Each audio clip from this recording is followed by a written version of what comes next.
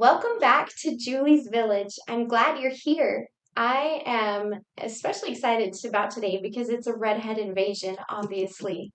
I have here with me today my sister, Jody, and my niece, Brenna. And I have them here with me today because this is they're both an example of I think just people who have been through it. They've been through the system basically. My niece was on an IEP for part of her schooling for a learning disability. And my sister was the adult in that situation trying to just navigate through all of that. So I have them here today just to tell their story and to share some of the things that they've learned along the way and hopefully help with anybody else who's in a similar situation that is maybe looking for more information and some answers. And then my niece specifically, Brenna, I have her here today because I think as adults, it's good for us to hear from somebody who has the perspective of a child in that situation. Um, One thing that I just want to point out before we really jump in and get started is that my sister and I, our experiences with special education when we were children ourselves is very different from what it looked like when Brenna was a child and in the school system. And I just want to say it's changed and evolved even more since then. So there's some things that will just carry over. They are things that we just should be aware of and be watching for. But there's also things that were somewhat particular to that time as well. I think that's fair to say. Yeah. From what you've been seeing. Yeah. So I'm gonna have both of them just introduce themselves real quick. So Jody, if you'll tell us about yourself, and then Brenna, we'll have you tell us a little bit about yourself. Okay, I'm Jody Westerberg. I live in Ontario, Oregon. I'm Brenna's mom, and I also have two other kids, Anina and Liam. And yeah, I love being a mom. I have worked in and out of special education and have seen kind of all sides of that system, and wish that I had known what I didn't know when I was raising Brenna. Tell me a little bit about that. When you say you worked in special education, what are some of the things that you did with special education? So I was a classroom aide for a year and a half in a special ed classroom, and then I was also the special education manager or secretary for a school district in Oregon for a little while, and then just also being a parent and navigating all of that. So Yeah, thank you. Brenna, what do you want to tell us about yourself? Well, I'm Brenna. I live in Nampa. I just got married almost 5 months ago, which is kind of crazy. Grew up here, born and raised in Idaho, and grew up with an IEP, part of which not knowing I needed an IEP and then figuring out I needed an IEP and just kind of having to navigate what that meant without fully understanding what it meant and hoping to help both educational and families know how to navigate someone like that who doesn't really know that world and how to explain it to the child and all of that. Like that thought. Thank you. So I'm going to take it back to you, Jody. And you as the parent, when did you first start to think that maybe something outside of the typical was going on for Brenna? So probably right around third, fourth grade, somewhere in there, she was having a really hard time. It started first with spelling.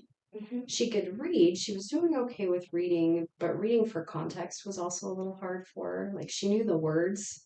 She was having trouble getting the gist of something as she was reading it. And then she was really struggling with spelling.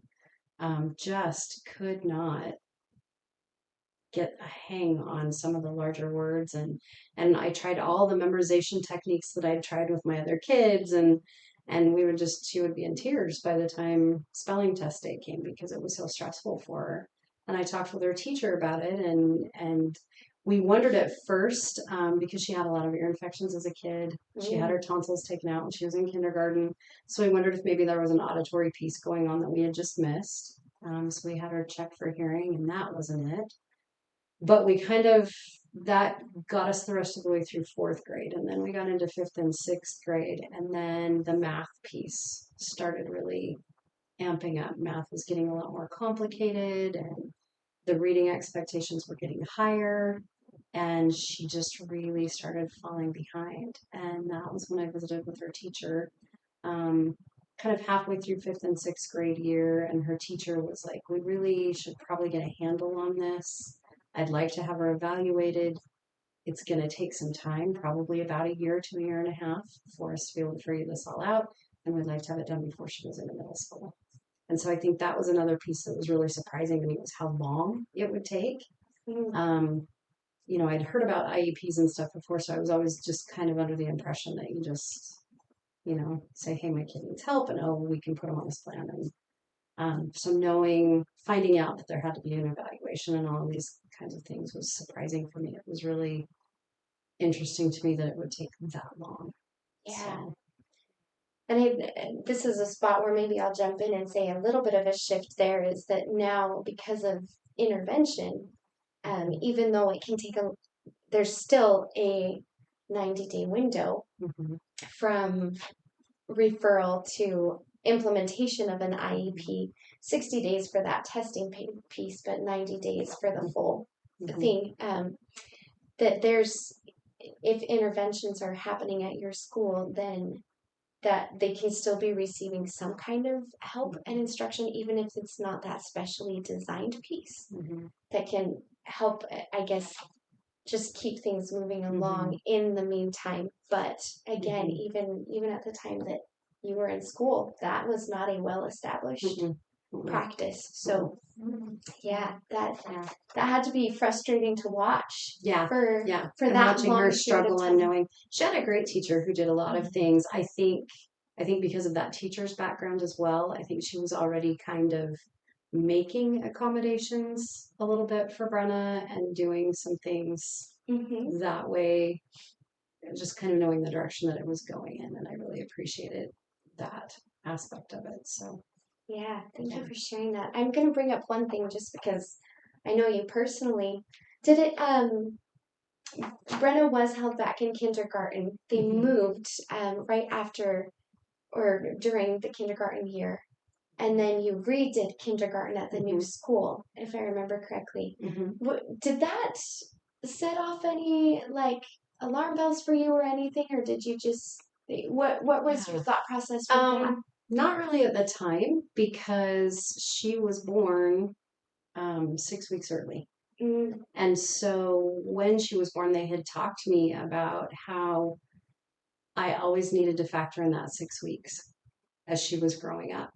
And so when we look at when her birthday is and when the deadline was for when she should have gone into kindergarten, if she had been at term, she would have been too young for kindergarten. And the kindergarten teacher at that point was feeling like it was kind of more of an emotional readiness factor. She just wasn't emotionally ready, and she felt like there was some maturity issues. You start laughing, but she was having a really hard time being away from home. And I know that the move played a big piece into it too. And so we just had a conversation about how that might be an easier transition for her if we just waited, and that taking kindergarten a year later is not uncommon, or at least it wasn't then, and I think it still isn't necessarily. Some people still do that. So we just felt like overall long term that would probably be a better plan for her.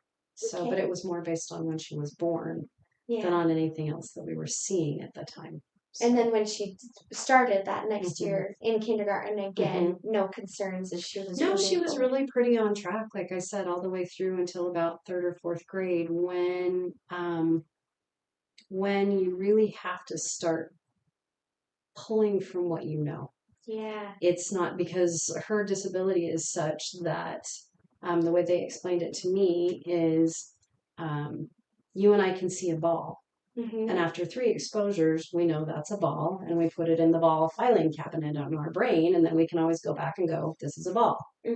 For Brenna, what would take us 3 times can take her up to as many as 9 to 12 times. Sure. before her brain really registers that that's what that is. And so when she got to that piece academically where, okay, we need to start taking all these little pieces that they've given us, first through third grade, and start putting that together, she was really struggling because her filing system works differently. Yeah, So that makes sense. that was a challenge.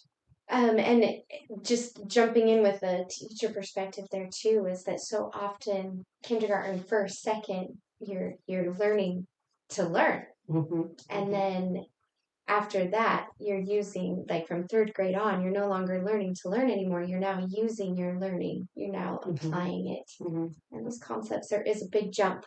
I think you would hear third grade teachers across the nation say that that is a big jump here. So it makes sense that things started to unravel at that point.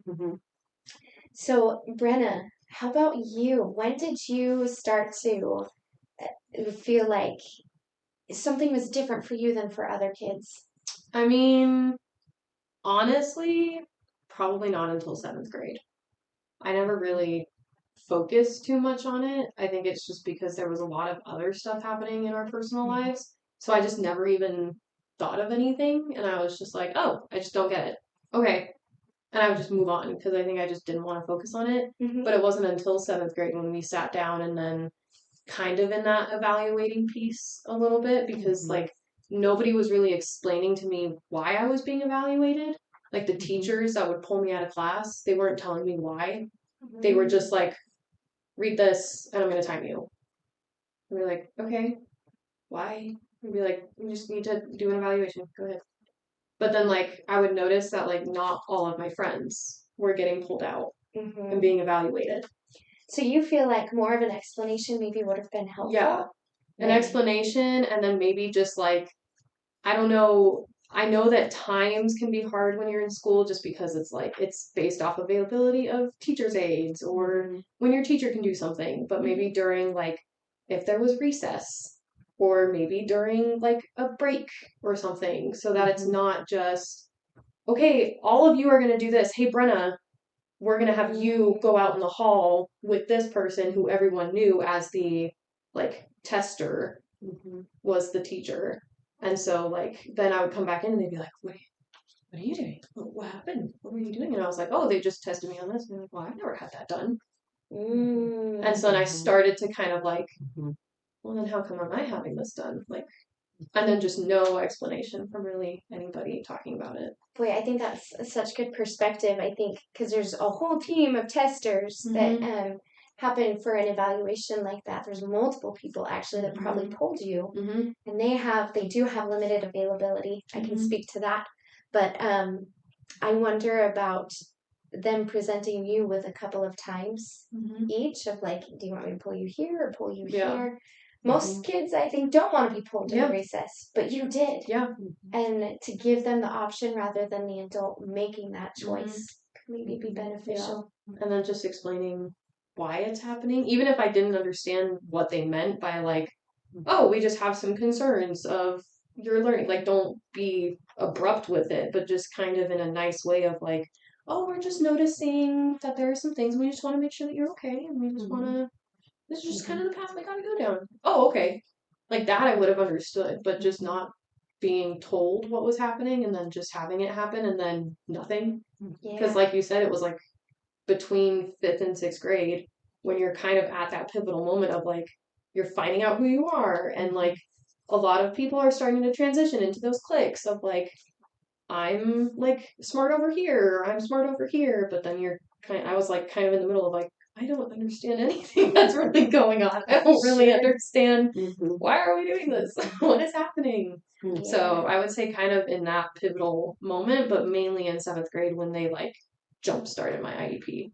Yeah. Was kind of when I started like I'm okay. Okay. Got it. Okay. Yeah. Yeah. So I'm curious, what was so you started to realize like there was this difference there. You started to recognize that like you were struggling. It wasn't just earlier it sounds like you were like, I don't get it, moving on. Yep. But then it got to a point where you started to realize like I don't get it and I want to get it or I should be getting it. It Mhm. sounds like. Can you tell us about some of the impact for you of that? Like, how did that impact you? Maybe just like your self-image, how you felt about your peers, all of that. What was the Yeah. impact? I mean, I am a true advocate for nobody is like I don't like the word stupid, Mm-hmm. but I remember I would cry all the time to my mom Mhm. telling her that I was stupid Yeah. because like I didn't understand what was happening and I didn't understand why I don't have these bridges and all of that was just kind of all over the place and especially at that age where you're starting to kind of understand like who you are in that self-image. Mhm. And so then I just kind of started putting myself in that bubble of like I'm never going to learn it and I'm never going to get it, so I'm always going to be just never going to know, never going to get it. That's it. And I just kind of started giving up on myself of just like, well, I'm never going to get it, so why should I try? Yeah. Mm-hmm. So, and how did that impact, like, did you find yourself maybe like pulling away from peers? Did you find yourself maybe like trying to compensate in other ways? Mm-hmm. I definitely compensate.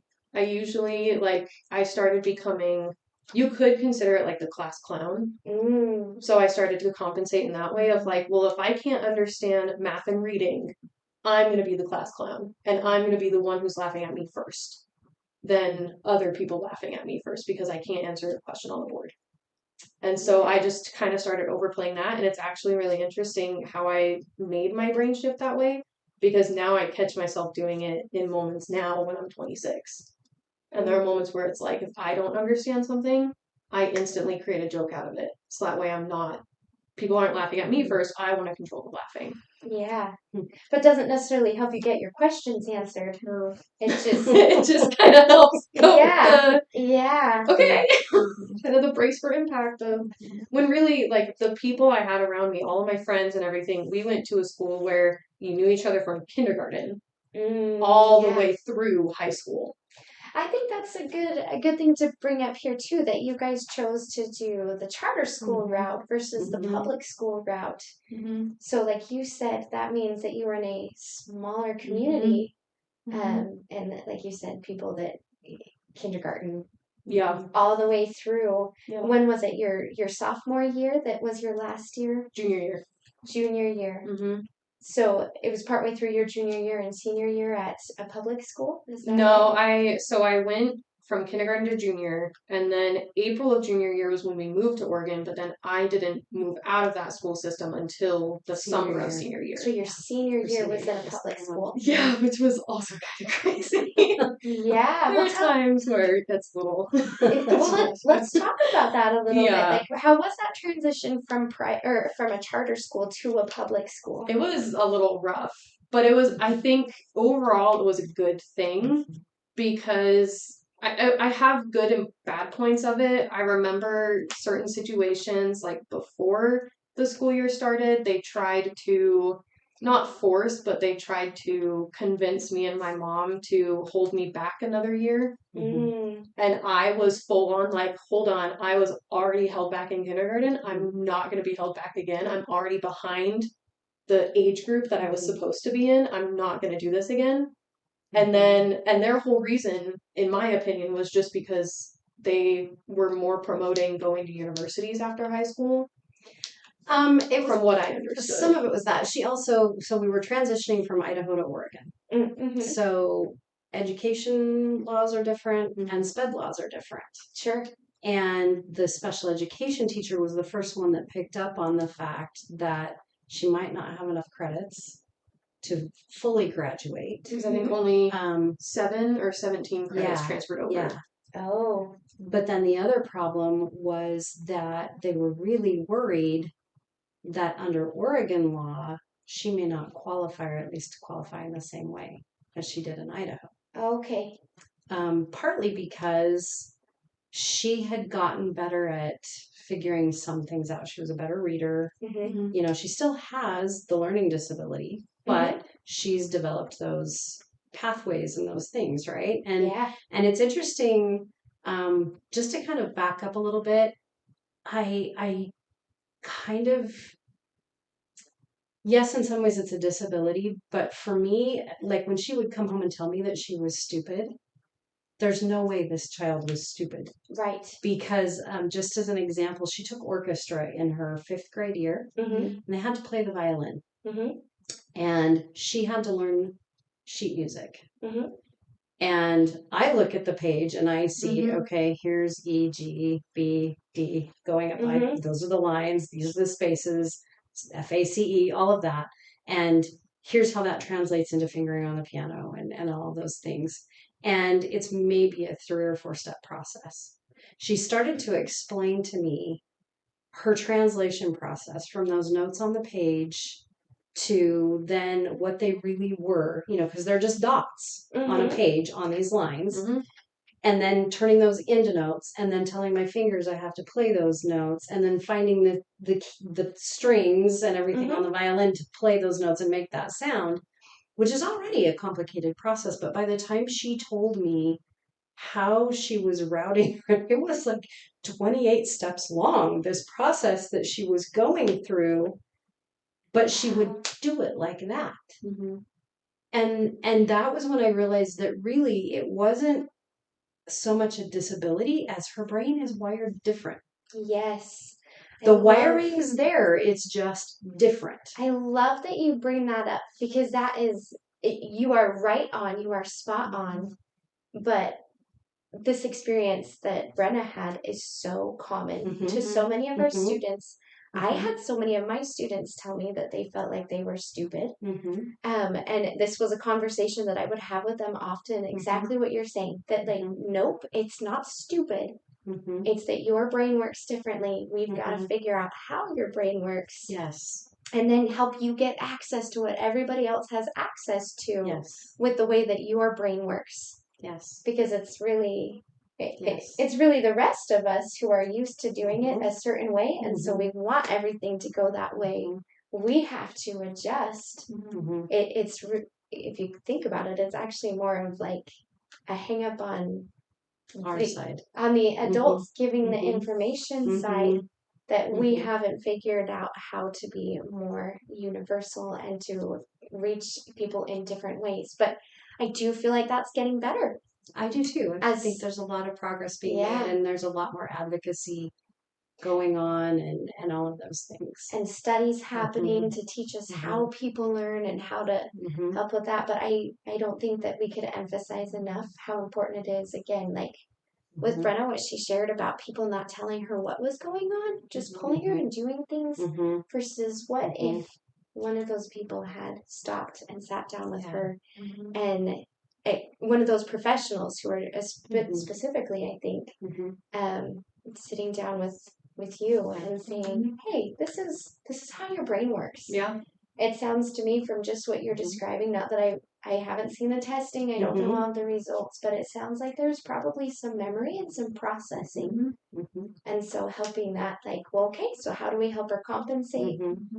Well, and it was frustrating from the parent side too, Tell me because about all that. I knew was that they were going to do some evaluations. This was if we wanted to put her on an IEP, they had to do these evaluations. I was never told when they would do them. I mean, I signed the paperwork saying, yes, you could do them, but I didn't know when they were going to do them or what they were going to do. I didn't know they were pulling her out of class. So I didn't know that all of these things were happening. As a parent, I was caught in that place of, okay, I've talked with her teacher, and I know there's an issue. They're going to be looking at some things. Do I bring this up to her right now? And make her feel more, I was kind of, especially with some of the other things going on in our lives at that time, I was trying to protect her more, and ended up doing kind of a disservice in trying to protect her from some of this stuff, because I didn't know what was going on. And so I didn't want to cause her more stress and worry and give her this idea that something's wrong with her when we don't know what's really going on. And so that was a little bit of a frustration for me too, was to just not have more of that information. And understanding that, yes, these evaluators only have so much time, and there's only so much that teachers can do. I understand that. But I do feel like now there's a little bit better information process that goes on when you have that initial meeting and everybody says, okay, we're going to evaluate. I feel like there's a little bit more direction. I think there's still room for more, but I Yeah. also know that, there's time limits and there's all these things. Mhm. But I feel like progress has been made in that area. Yeah. But it was really frustrating at that time to kind of try and help her through all of that and to be again reinforcing these ideas of no, you're not stupid. We just have to figure out, like you said, how does this work? Yeah. So and we struggled with that, I think, pretty much all through high school Yeah. until we moved. And Yeah. and I do think that senior year, because they took her off her IEP. They just took her off of it. And so then they threw her in the deep water and I was terrified. Me too. I just was like, what if she can't do things to the level that they're expecting her to do them? But we went for the what was it called? An alternate diploma? So we went with a modified diploma. Modified diploma. Because yeah. they were essentially talking about how if you go the standard route, after high school you can go to university.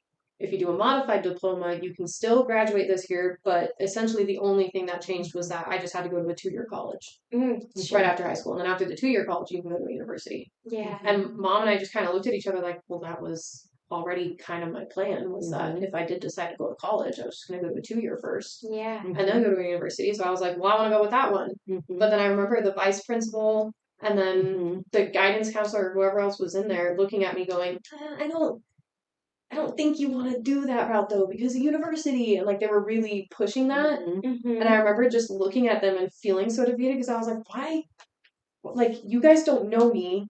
I'm transferring here my senior year. Like, I've already dug through the trenches of being held back a year, figuring it out in IEP, getting an understanding of like how my brain works and how it's wired, and going from one school system that was like kind of rough on my IEP to now here. Don't tell me what I should be thinking. Like, I understood like respect and like, yes, you are educators. I get that.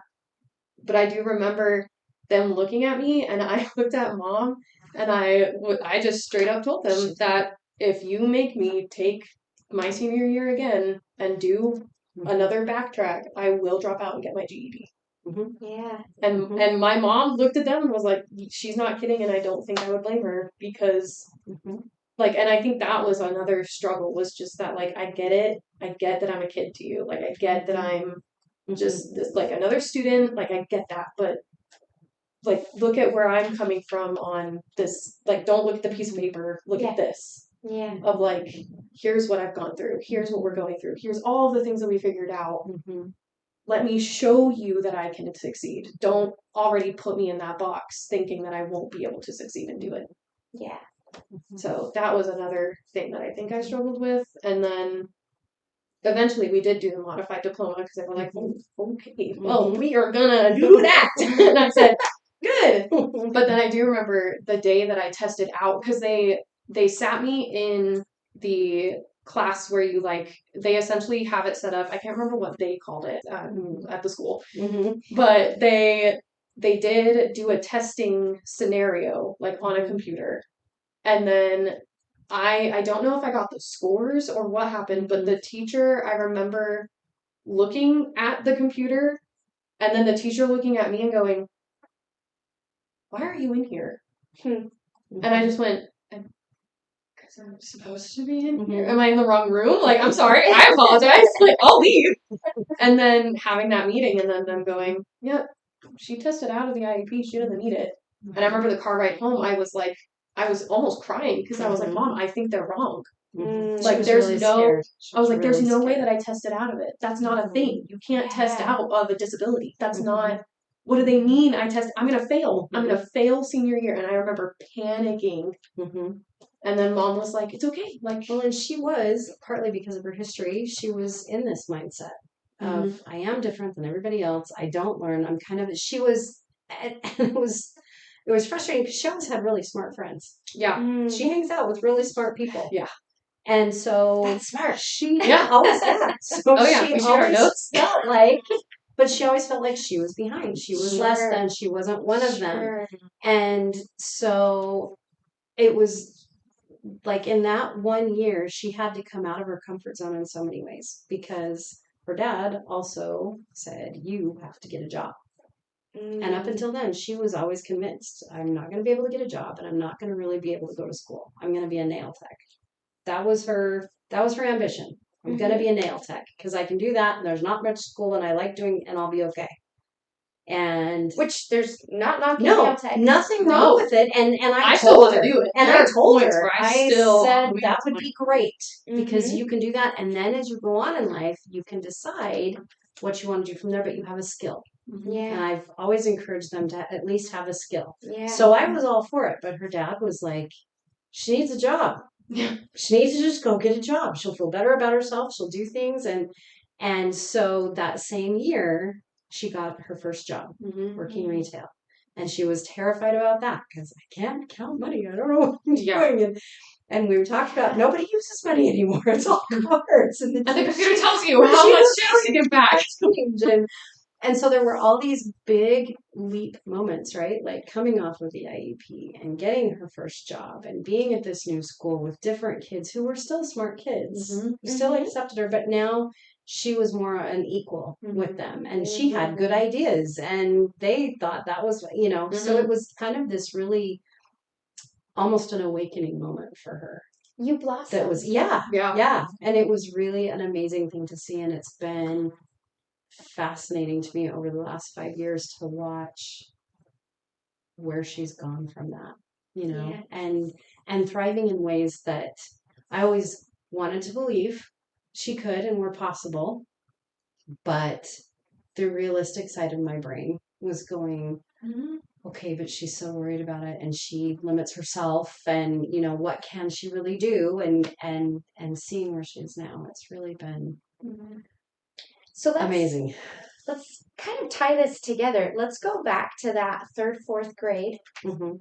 When you first start to be concerned, did you bring it to the attention of the school or did the school approach you? It was kind of both. Okay. It was kind of both. The third grade teacher and I talked about the spelling because she was having so much trouble. Mhm. She was spending hours on spelling homework every week. Oh, And I'm like, in third grade, I don't want my kid spending 4 hours a week on spelling when Yeah. she's still got all these other things to do. And I don't want her coming home every single day crying. yeah. It's not okay. That's not what school's for and what's happening and why is this going on. And we, like I said, we kind of came up with some things for that year that got us through that year. But then fourth and fifth grade, it became apparent pretty quickly. So Or fifth and sixth. That was fourth grade into fifth and sixth. Yeah. what was the impact for you watching her struggle and hearing her say things like, "I'm stupid"? It was horrible. It's horrible because as a parent, I never viewed her that way. And I always knew that even if she had something that academically was holding her back, I mean, this kid ruled the neighborhood. We lived in a cul-de-sac and she was the queen bee of the cul-de-sac and she was on it. And I always watched her. She has two siblings that are very book smart, but they're very book smart kids. And Brenna has always been really street smart. And Brenna is my observer. Mhm. She sits back and she watches until she gets the lay of the land and then just pounces. And then it's done. And strategic and all of those things. So I knew that she wasn't, like I said, there was no way she was stupid. Yeah. But there was also information that I hadn't had. Like I said, she was 6 weeks early because I had preeclampsia. And then I did not know until her IEP meeting, I had never been told that she was without oxygen for 10 minutes while they were going through the delivery process. I didn't know that.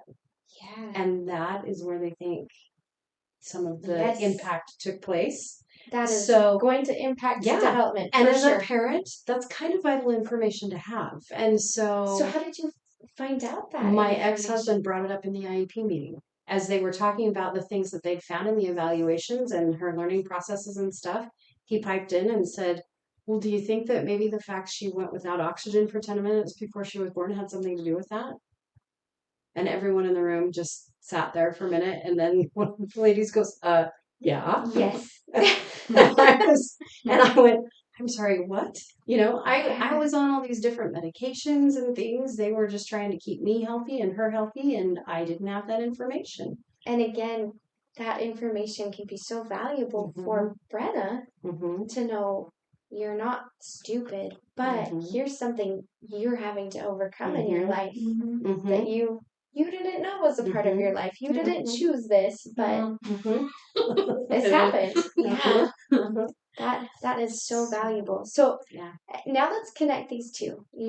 You're watching your child come home from school. She's crying, she's upset, she's frustrated, spending hours on homework, saying she's stupid. Then we fast forward. You've watched her graduate from high school on a modified diploma. She gets a job. I think it's fair to say she's thriving. Yes. So you're watching that now as a parent. What would you say if you could go back to that parent? Sorry, I'm bringing the emotional in. What would you say to that parent? Don't cry. It's gonna be okay. It's gonna be okay. And find your village. Yeah. Find your people. You were a huge advocate. You were a turning point in that whole process with your knowledge. So find people that know what's going on. Find those like people in your community. Talk to educators that you trust. Get all the information that you can. Be careful of the internet. Don't go down the rabbit holes on the internet, because those can be scary and gives you a lot of the worst case scenarios, and that can be really defeating. So talk to and look for people who have had positive experiences, who can be mentors, who can help you, and then just good friends and positive people that love you and love your kids. We were so fortunate to find a community of people that just embraced us and really helped all of us thrive and believed in all of us, believed in her and what her abilities were, but also believed in me as a parent. I went through a lot of this process as a single parent. We went through our divorce at the same time that she was being evaluated and all of these things. So that was a lot to go through. And I think that's so important to highlight again. We've said that in other episodes, but I think it's so important to recognize that like your life is so dynamic, and there isn't just one single struggle at any time. So helping your child is one piece, but other things are going on too, and it's important, I think, to recognize that all of those things happening in your life are important, along with what's happening for your child. So sorry. That's okay. And don't be afraid to advocate. It's really, it can be really frustrating sitting in some of those IEP meetings and knowing what you want for your child and hearing all the reasons that can't happen. Some of them are valid and you take those into consideration. Some of them are not.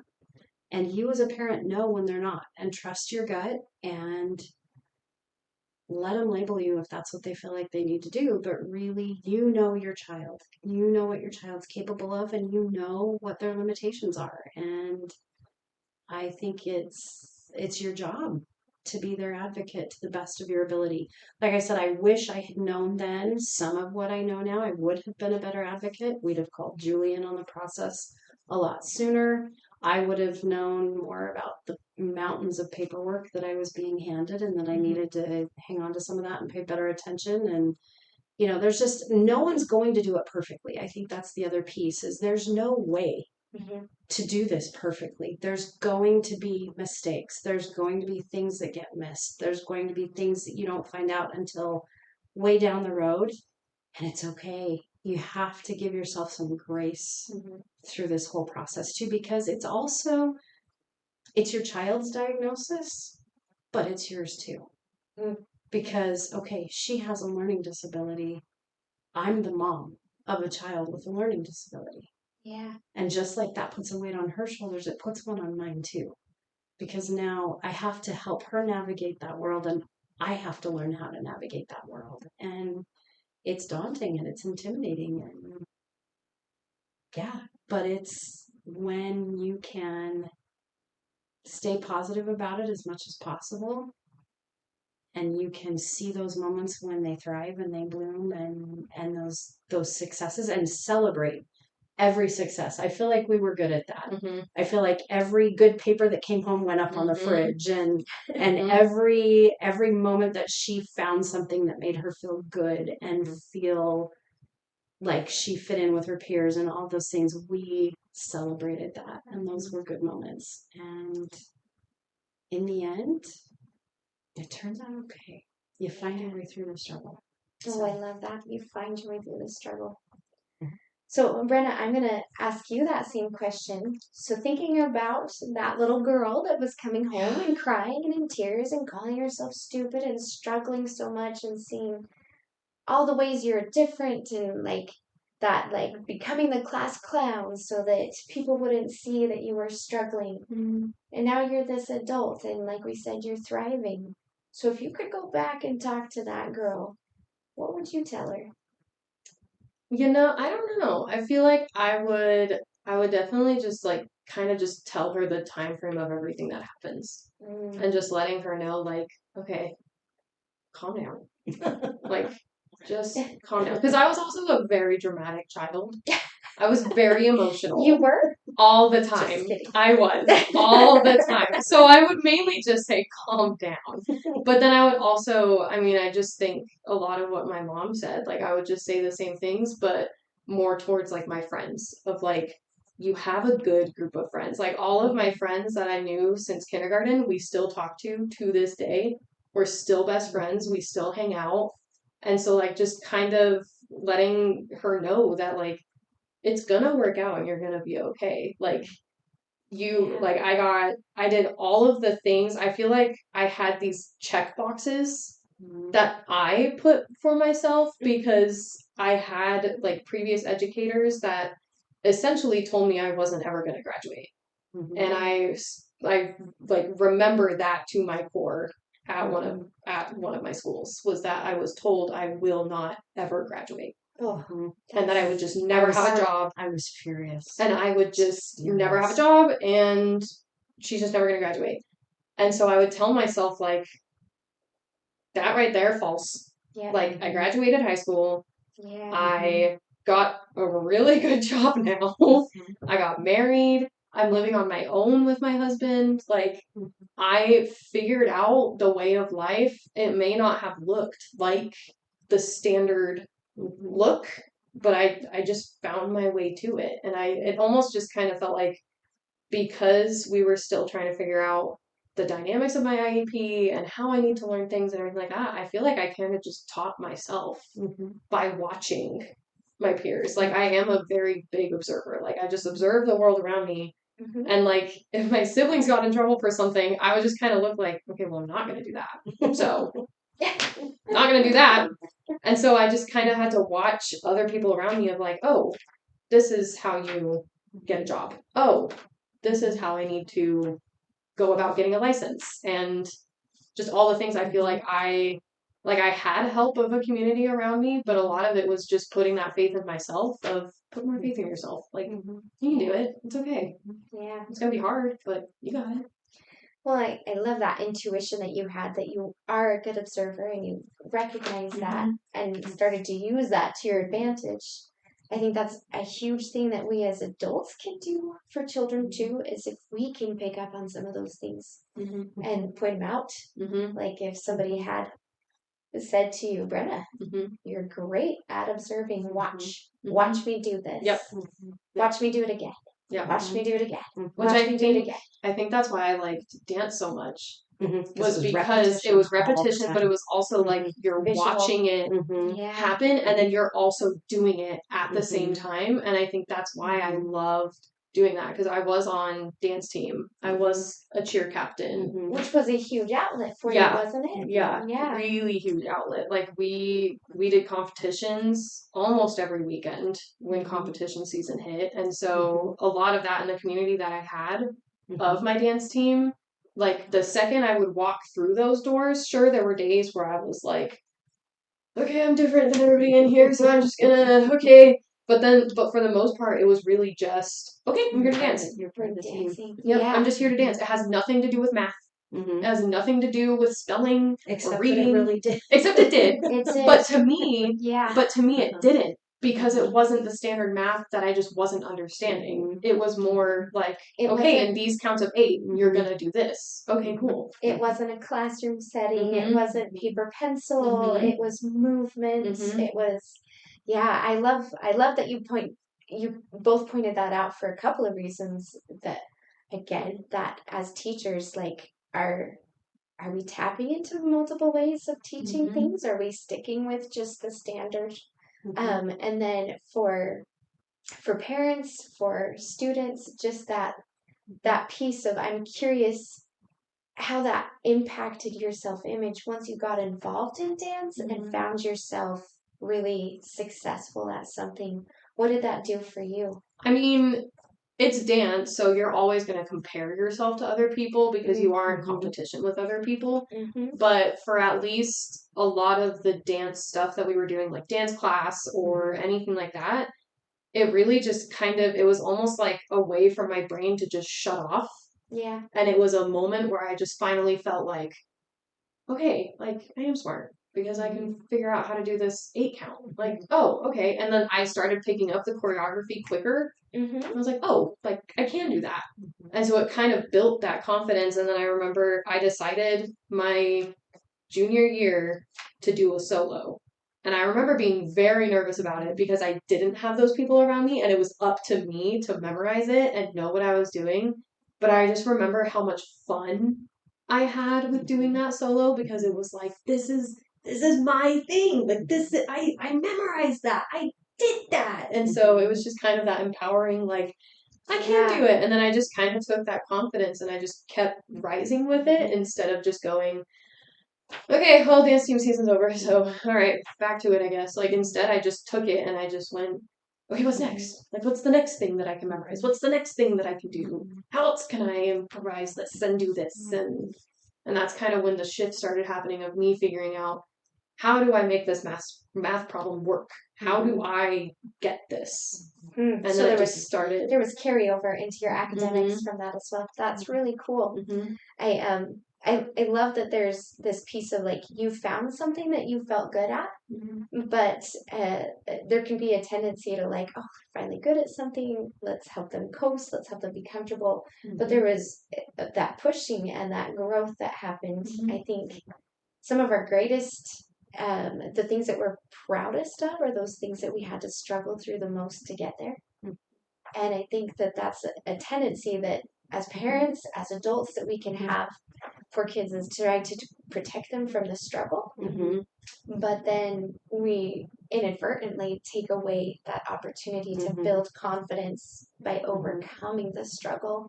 But then there's this balance of, like, in one aspect, it was to the point the struggle was too big that you were calling yourself stupid and feeling bad. But then there's this other side of the coin of, it was hard but achievable. And when you found that spot is when, again, you bloomed and you just felt so much better. So I feel like you have shared some things that were especially difficult, some things that were especially helpful. But are we missing anything that was, like, maybe especially helpful to either of you as you went through this whole experience of schooling?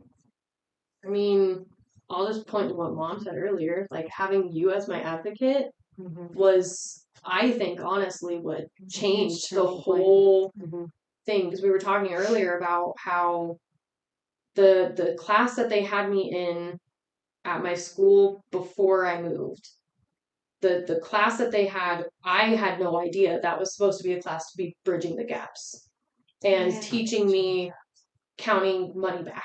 And, like, I remember being told that I was testing at a 4th grade math level and I was in 10th grade. And then I went, okay, what are we gonna do about that? And then I would go to that class, and instead of them going, okay, we're gonna teach you long division. Okay, we're gonna teach you, like, let's do these things that you need to do. Instead, they would go, okay, pull out your homework. let's do your homework. And they just treated it, in my opinion, like a study hall. Mhm. And then it wasn't until they had that meeting Mhm. of like one of the meetings that Julie came in Mm-hmm. and you were like, hold on, Mhm. time out. Mhm. Like, what exactly are you guys Mhm. doing for these kids? What exactly is it that you're doing? And then I wasn't there. I don't think I was there for that meeting. And if I was just kind of like, I'm not going to listen to this because I don't know what's going on. But I remember you being there. Yeah, I was most likely just like, okay, it's another IEP meeting. Like, I don't, what's happening? But I remember the next day I went into that class and all of us, because it was me and like a few other students, and I remember all of us just doing our routine of like, okay, we're gonna pull out our homework. Okay, let's do our homework. And they like stopped us.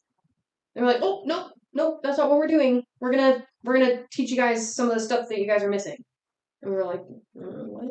Okay, sounds good. And I remember like sitting at one of the tables because one of the things that I loved this teacher aide. Mhm. She was amazing. I know exactly what you're But talking she had the hardest time with trying to get me to understand how to count money back because I to this day I still don't get it. But she was like, okay, you give me a 20 and then here's a 10 and then look 10, 20. And I was like, I'm holding a $10 bill. You Yeah. didn't give me a 20. You gave me I want my money back. Like, give me the 20. And she was like, no, because 20, 10, 10, 20. I'm like, okay, you're saying the same thing again. I don't understand. And it was just this back and forth, just like, I don't understand what you're saying. But then, like, she was laughing and I was laughing, but it wasn't a laughing as in, like, I'm laughing because I'm frustrated or I'm making fun of you or anything like that. It was just a funny, like, how do we both, like, it was almost we looked at each other in the eye of, like, how do we make you understand? How do I make you understand I'm not getting it? And how do you make it understand how to make me understand it? And I just remember it was just a banter back and forth. And then finally she just kind of went, I think we should take a break. And I said, yeah, that's a good idea. And then a lot of my schooling, I kind of put in a back burner. I don't remember a lot of it just because there was other stuff that happened that were difficult with my IEP.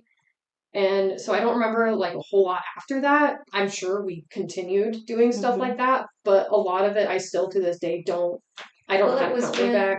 You had a particular math teacher at that point too. And your math teacher sat in on that meeting that Julie was with us in. Yeah. And one of my big frustrations had been, okay, you've already told me she can only do math at a 4th grade level. Mm-hmm. You told me that's where the cap is, and yet you have her in this class, and they have these huge expectations because she's in a 10th grade math class. How are you finding a way to do that? And I sat there with you there and said to them, if she didn't have arms, would you fail her in PE class because she can't play badminton? Mm-hmm. And the room went silent. And I said, I want you doing something to help align where she needs to be with where she's at. Mm-hmm. And my goal for her is to be able to understand money and time and have survivable skills. Mm-hmm. And as far as I can tell, you're not doing any of those things. Yeah. And that was the first time because you and I had quite a few conversations on the phone before then. Mm-hmm. And like I said, understanding as a parent that I had the right to question what they were doing. I'm in a room full of teachers and administrators, and they're telling me this is what your kid has, and this is what we need to do, and this is what it's going to look like. Mm-hmm. And I'm going, okay. And then she's coming home and she's frustrated and we're not getting anywhere. And the things that I know she needs aren't what's happening. Yeah. So again, that's where I needed to be a better advocate and I needed to know that I could.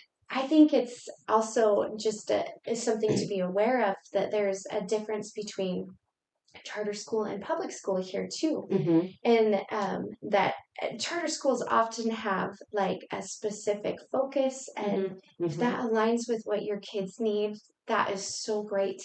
But oftentimes what they don't have is a lot of resources that can go to a special education program.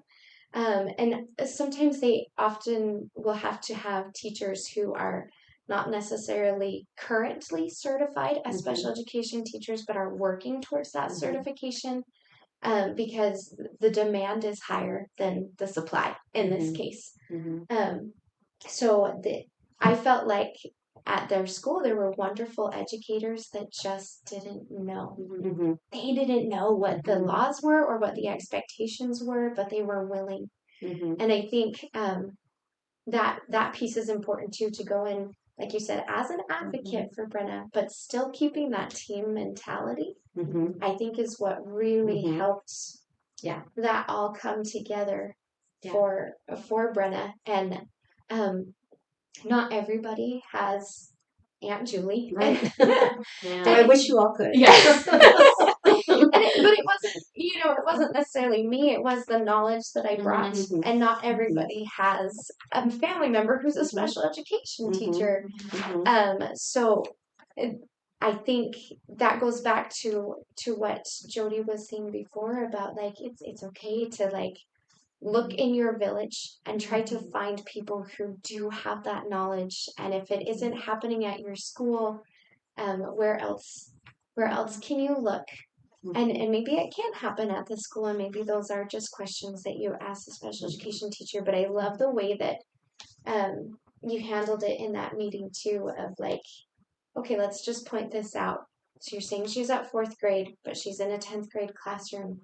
Can somebody at a fourth grade level truly be capable of doing what is expected in a 10th grade classroom? The answer is no. So then how do we help her make the next steps, and how do we prioritize? Can you really do 6 years in 1 year? So what is most important? Let's not demand of Brenna that she do 6 years in 1 year, and by the way, get it right now so she can complete that 10th grade math homework. Well, and what was amazing was that then through that process, we found that she could actually do more math and higher math than what they were saying. And, Yeah.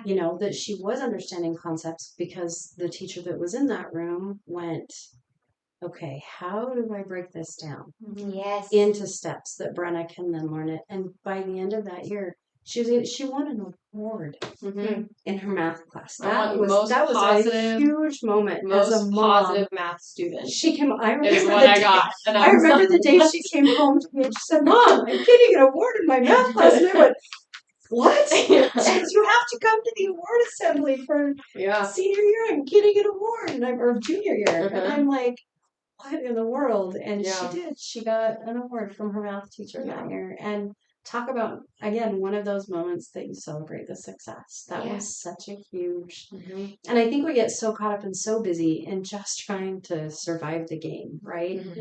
That we forget, like even just sitting here now, thinking back on all the successes, I forget sometimes to do that. It's easy to remember all the hard and all the struggle and how frustrating that was. But it's such a beautiful thing to sit here and look back at all of the amazing things that came out of it, and the success moments and those pieces that we can be proud of. Well, sorry. And the teachers, I will say, the teachers that I had, there were moments with some of them where I was like, I don't think that probably should have happened. Okay. But for the most part, like the teachers that I had, there were a select few that never made me feel like I had an IEP because they were just that good at not putting me in that bubble. And I remember there were accommodations that had to be made of like something that you had brought up was, okay, what do Brenna's tests look like? Like I think you asked Mom for one of my most recent tests that I had failed because I just wasn't getting them. And then you looked at it and you were like, hold on, okay, this is the standard test that you're giving the rest of the students. And they were like, well, yeah. And then I remember Julie sitting there and was like, okay, that's not fair.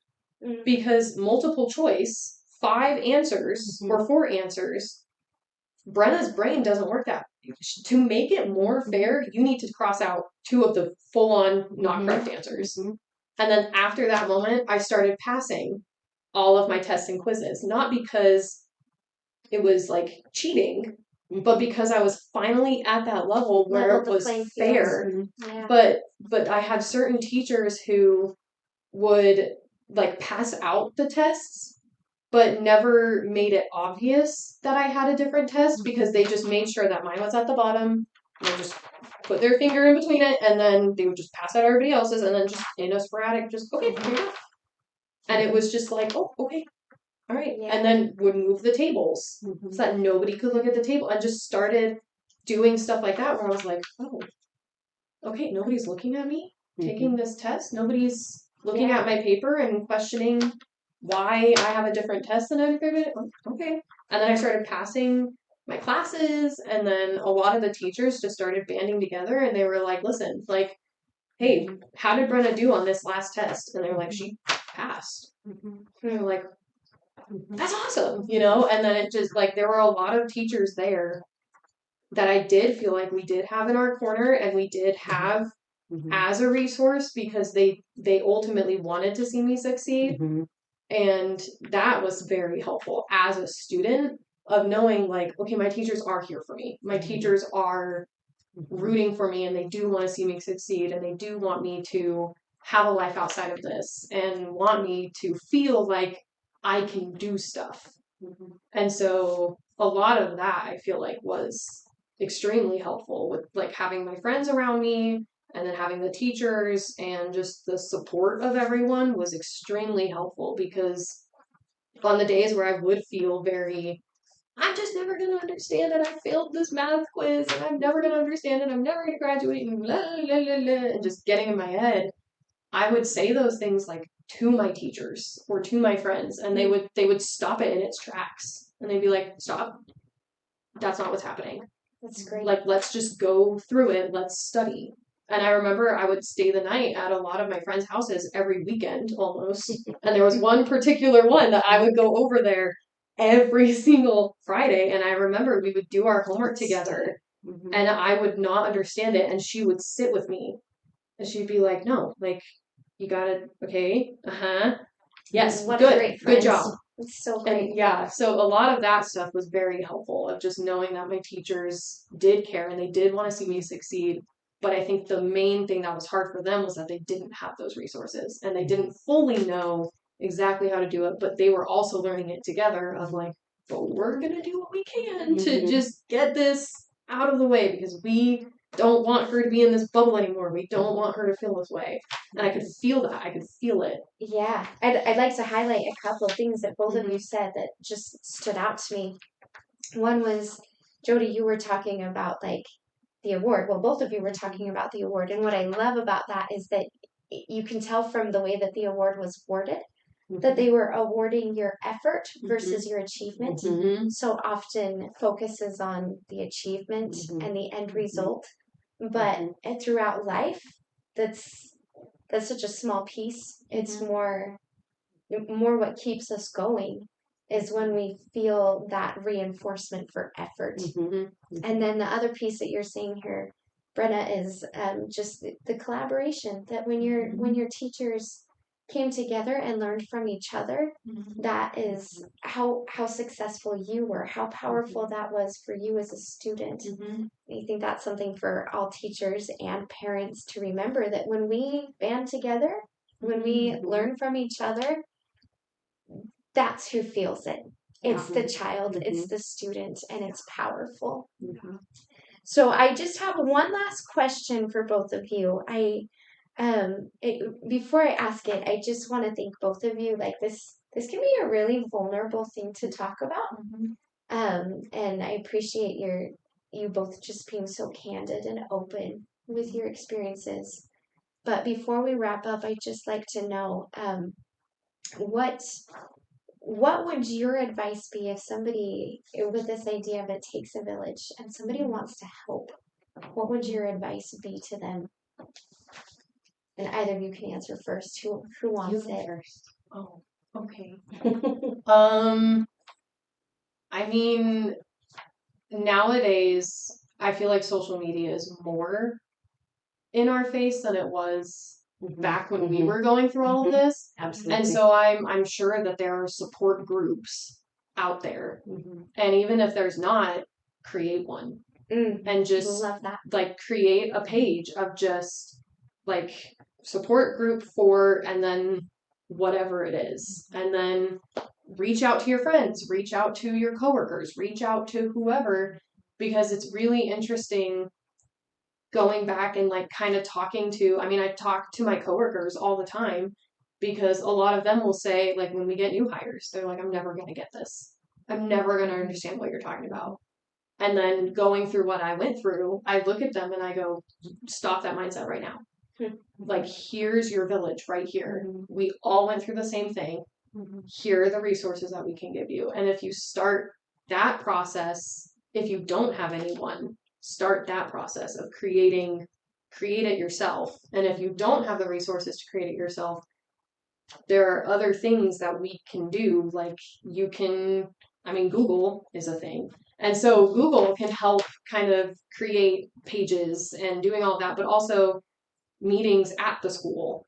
And like, I mean, a lot of schools have fall festivals and, just different things that they do. And in that moment, that's when you can go to the educators of, hey, this is happening at my school. This needs to stop.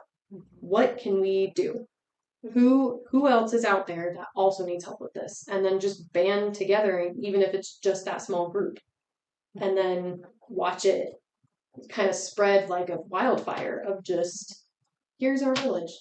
I love that. Just making yourself available, whether it's in person or social media, being available to share in the experience. Yeah. How about you, Jody? What would your advice be? I think kind of along those same lines, I think support is just key. I think a lot of the time, just in all of our human experience, we all want to know that we're heard and that we're understood and that what we're saying and feeling is valid.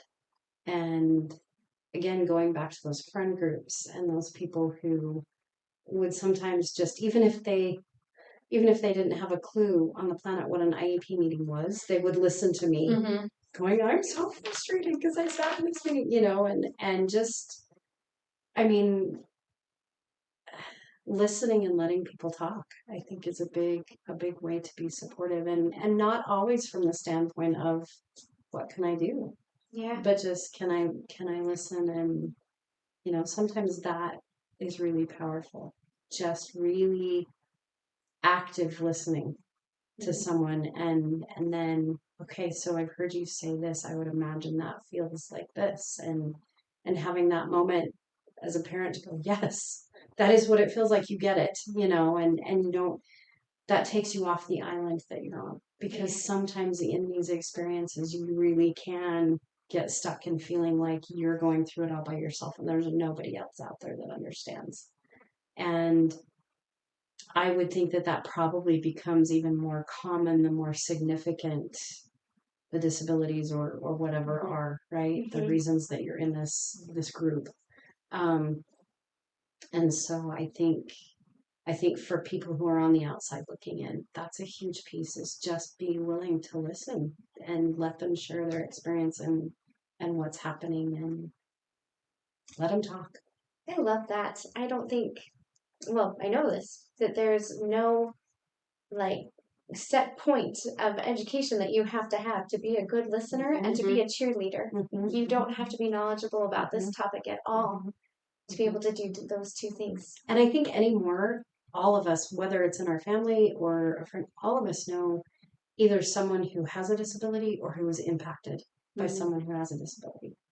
I think it's just becoming more and more prevalent, and I think that there are just a lot of things that we can do to help and being there for each other, being that village, is the way to go. Thank you, both of you. I really appreciate your thoughts and your time today, and again, that vulnerability. So for all of you, if you have a story of your own that you would like to share, if you have advice from your own experiences, if you have questions or anything that you would like to add to this discussion today, I invite you to leave that in the comments. If you have questions on other topics or topics that you would like to see covered in future videos or people that you would like to see on in future episodes, I invite you to leave that in the comments as well. And if this was helpful for you, I invite you to like, share, subscribe, help get the word out there to others that might need this as a resource. And in the meantime, we'll see you next time.